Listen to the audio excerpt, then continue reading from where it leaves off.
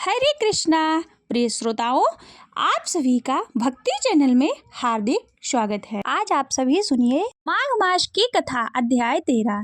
विकुंडल कहने लगा कि तुम्हारे वचनों से मेरा चित्त अति प्रसन्न हुआ है, क्योंकि सज्जनों के वचन सदैव गंगा जल के सदृश पापों का नाश करने वाले होते हैं। उपकार करना तथा मीठा बोलना सज्जनों का स्वभाव ही होता है। जैसे अमृत मंडल चंद्रमा को भी ठंडा कर देता है, आप कृपा करके यह भी बताइए कि किस प्रकार से मेरे भाई का नरक से उद्धार हो सकता है। तब दूत कुछ देर ज्ञान दृष्टि से विचार कर मित्रता रूपी रस्से से बंधा हुआ बोला कि हे वैश्य, यदि तुम अपने भाई के लिए स्वर्ग की कामना करते हो तो जल्दी ही अपने 8 जन्म के पुण्य फल को उसके निमित्त अर्पण कर दो। तभी कुंडल ने कहा कि हे दूत, यह पुण्य क्या है और मैंने कौन से जन्म में और कैसे किया है, सो सब बताओ, फिर मैं अपना पुण्य अपने भाई को दे दूंगा। दूत कहने लगा कि हे वैश्य, सुनो, मैं तुम्हारे पुण्य की सब कथा कहता हूँ। पूर्व समय में मधुवन में शाल्की नाम का ऋषि था। वह बड़ा तपस्वी, ब्रह्मा के समान तेज वाला था। नवग्रह की तरह उसकी स्त्री रेवती के 9 पुत्र थे, जिनका नाम ध्रुव, शशि, बुध, तारा, ज्योतिष्मान थे। इन पांचों ने गृहस्थ आश्रम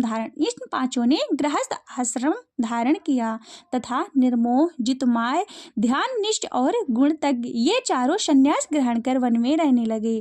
ये शिला सूत्र से रहित पत्थर और सोने के समान समझते थे। जो कोई अच्छा या बुरा उनको अन्न देता वही खा लेते, और कोई भी कपड़ा दे देता तो उसको पहन लेते। सदैव ब्रह्मा के ही ध्यान में लीन रहते थे। इन चारों के व्रत, शील, निद्रा और आहार सबको जीत लिया। बस चर अचर को विष्णु रूप समझते हुए मौन धारण करके संसार में विचरते थे।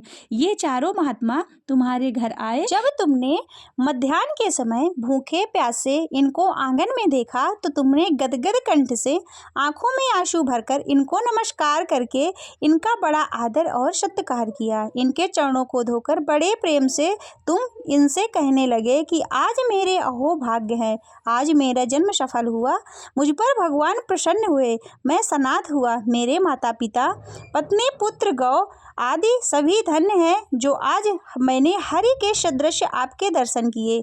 सो हे वैश्य, इस प्रकार तुमने श्रद्धा से उनका पूजन किया और चरण धोकर जल को मस्तक से लगाया। फिर विधि पूर्वक इनका पूजन करके तुमने इन सन्यासियों को भोजन कराया। इन सन्यासियों ने भोजन करके रात को तुम्हारे घर में विश्राम किया और ब्रह्मा के ध्यान में लीन हो गए। इन सन्यासियों के सत्कार से जो पुण्य तुमको मिला और उस जाल में खुद कहने में असमर्थ हूँ, क्योंकि सब भूतों में प्राणी श्रेष्ठ है। प्राणियों में बुद्धि वालों में मनुष्य, मनुष्यों में ब्राह्मण, विद्वानों में पुण्यात्मा और पुण्यात्माओं में ब्रह्मा ज्ञानी सर्वश्रेष्ठ है। ऐसी ही संगति से बड़े बड़े पाप नष्ट हो जाते हैं। ये पुण्य तुमने अपने पहले 8वें जन्म में किया था। सो यदि तुम अपने भाई को नरक से मुक्त कराना चाहते हो तो यह पुण्य दे दो। सो दूत के ऐसे वाक्य को सुनकर उनके प्रसन्न चित्त से अपना पुण्य अपने भाई कुंडल को दे दिया और वह नरक से मुक्त हो गया और दोनों भाई देवताओं से पूजित किए गए।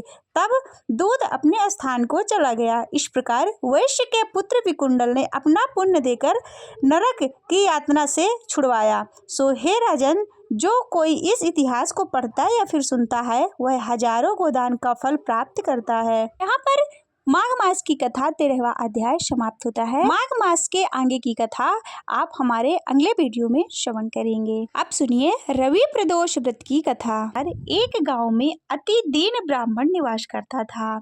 उसकी साध्वी स्त्री प्रदोष व्रत किया करती थी।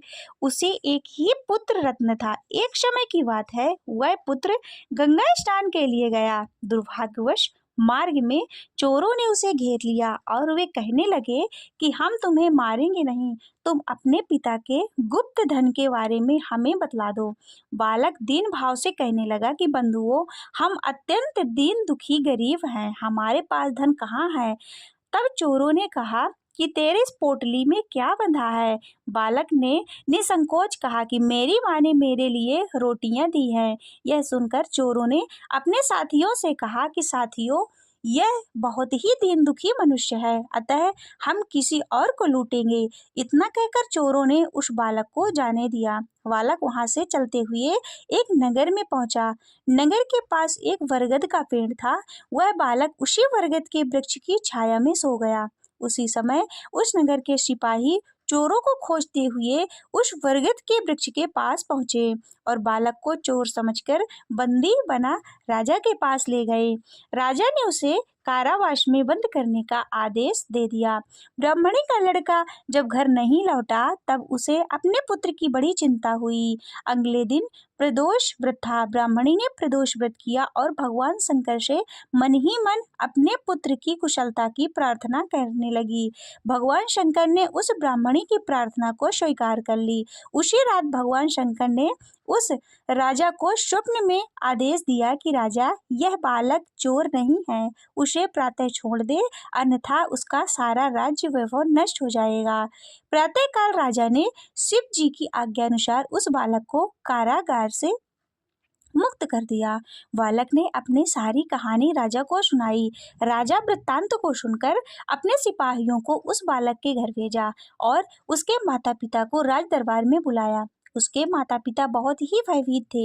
राजा ने उन्हें भयभीत देखकर कहा कि आप भयभीत ना हो, आपका बालक निर्दोष है। राजा ने ब्राह्मण को 5 गांव दान में दिए, जिससे वह सुखपूर्वक अपना जीवन व्यतीत कर सके। भगवान शिव की कृपा से ब्राह्मण परिवार आनंद से रहने लगा।